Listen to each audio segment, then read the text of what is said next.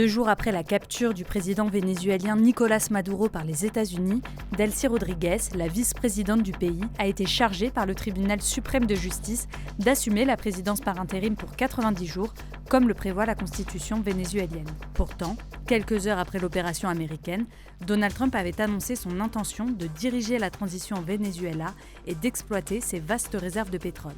Mais alors qui est Delcy Rodríguez et peut-elle diriger librement le Venezuela ? Fille d'un guérillero marxiste des années 1970 torturé à mort en prison après avoir séquestré un entrepreneur américain, Delcy Rodríguez est, selon le média vénézuélien Efecto Cocuyo, l'un des visages du chavisme. Le Wall Street Journal la range parmi les plus fidèles lieutenants de Maduro, mais elle serait aussi l'une des rares figures du régime capables de dialoguer avec Washington, contrairement à Diosdado Cabello, ministre de l'Intérieur, ou au ministre de la Défense Vladimir Padrino. Donald Trump pourrait s'accommoder de sa présidence, mais si elle n'agit pas correctement, elle le paiera cher, sans doute plus cher encore que Maduro, a-t-il déclaré aux journalistes de The Atlantic. She really doesn't have a choice.